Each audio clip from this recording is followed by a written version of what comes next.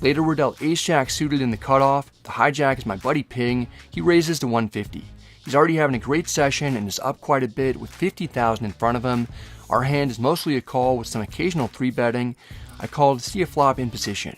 The big blind calls as well. We're going 3 ways to the flop. In this episode of Weekly Poker Hand, we are playing 25-50 with a $50 big blind ante, 500 big blinds deep, $25,000. Ping raises it up in the hijack to $150. Brad Owen in the cutoff with ace-jack of hearts opts to just call. This is a spot where both calling and 3-betting are very reasonable. If you 3-bet and get 4-bet playing this deep, you can happily call in position. That said, calling is fine too. The player in the big blind calls. Let's go to the flop 3 ways. It comes queen 10-6 with 2 spades and a heart. We've got a gut shot straight draw with an over and backdoor flush draw. The big blind checks. The initial pre-flop raiser likes the flop enough to pump more money in. He bets 175. Calling is the most standard play in this situation, but I opt to raise to 600 in order to give ourselves a chance to win without improving. If we do get called, there are a lot of turns that can allow us to keep the pressure on. The big blind folds. I'd expect to get re-raised by sets and 2-pair combinations from the hijack. He just calls, so we can mostly rule out those types of holdings, although he could be trapping with top set. We're likely up against a draw of some sort, or one pair like king-queen, ace-queen, kings or aces. The flop comes queen of hearts, 10 of spades, 6 of spades, giving Brad a gut shot straight draw and a backdoor flush draw. A pretty good hand. The blind checks, ping, then continuation bets $175 for a small bet into this multi-way pot, and Brad then opts to raise. This is a situation where when you're playing very deep stacked, you certainly should mix in raises with all sorts of draws. I think my default play in this scenario would be to just call though, because when you call, very often you're gonna see the turn without getting raised, right? Whereas if you do raise, sometimes you're gonna get re-raised. And also, this is a board that should be pretty good for the initial raiser, meaning they're just not gonna fold to the raise all that often, forcing you to go to the turn, which is gonna force you to barrel it off with a lot of draws. However, this ace-jack of hearts, for a draw that beats most other draws, doesn't really want to barrel. So I think this is a draw I would call with very often. Brad decides to get aggressive today, though. He raises it up to 600. The big blind folds. Ping, opts to call. Let's go to the turn. The turn is the jack of diamonds. We improve, just not quite the way that we wanted. We've only got second pair. Also, ace-king is now the nuts. It's a combo that's in our opponent's range, but it's not in ours since we didn't 3-bet pre-flop. The hijack checks. Since our range is capped at non-nutted hands, I can't really bet this turn.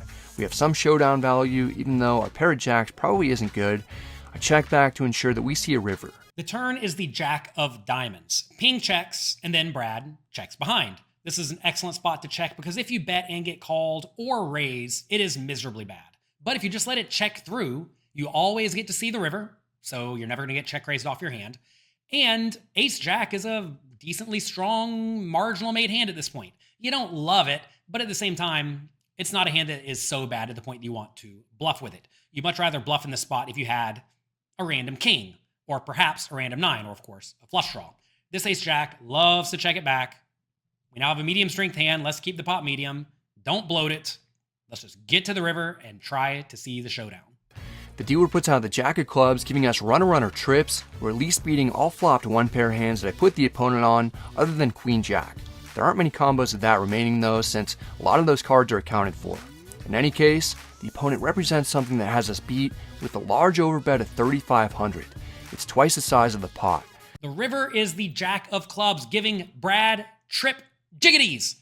Ping, however, decides to bet 2 times the size of the pot, $3,500. Facing this large polarized bet with only trip jiggities, what do you think Brad should do? Should he let it go and fold? Should he call? Or should he get really crazy? Should he make it 11,000 or perhaps rip it all in? Take a second, think about it, let me know what you think Brad should do with these trip jiggities in the comment section down below. And while you're down there, click the like and subscribe button for me, please. This is a strange situation to be in. It really feels like we're up against ace-king. We didn't get re-raised on the flop that had a lot of draws out there, so it's tough to put the opponent on a flopped set. We have key removal to full house combos. We also have some removal to Broadway as well, though. Facing this gigantic bet, Ping is essentially saying that he has a straight or better. which is not great for Brad because trips loses to a straight or better. So Brad correctly realizes in this scenario he has a bluff catcher. The nice thing about having a jiggity in your hand, though, is that you block some of the full houses that your opponent would normally have. Also, in the situation with the ace, you block ace-king. So that makes it, at least in my mind, more likely that Ping is going to be bluffing because you block both some value hands and not perhaps a whole lot of logical bluffs. But to be fair, I get that people don't make 2x pot size river bets all that often as a bluff. So the question becomes, should you fold or call?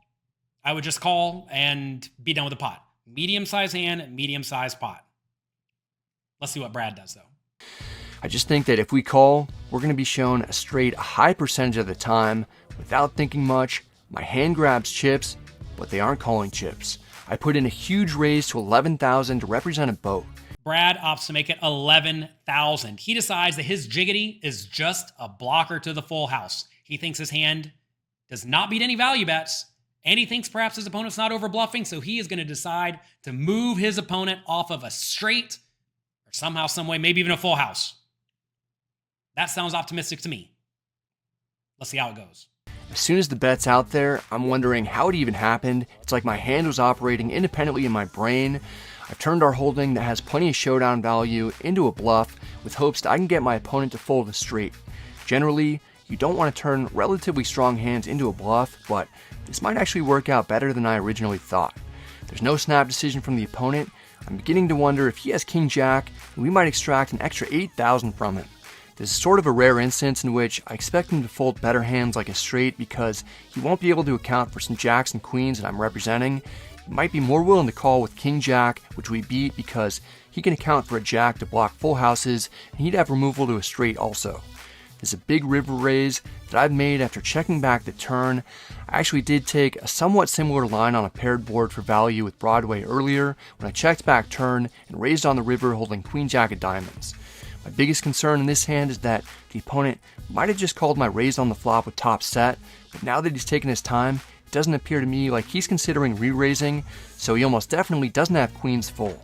He's debating whether to call or fold. I still think that he most likely has ace-king, so I prefer a fold, but there's a slight possibility that we're best. Almost a minute and a half goes by before the opponent makes his decision. He calls. Probably good if trips. Listen. The opponent had a tough decision with pocket sixes. He flopped bottom set and rivered the lowest full house, so he kind of only had a bluff catcher. I hate the way that I played this hand. Ping has a full house. He doesn't love it. He realizes Brad looks strong, but Captain Zebo theorem hard at work. People don't fold full houses. I'll talk to you next time.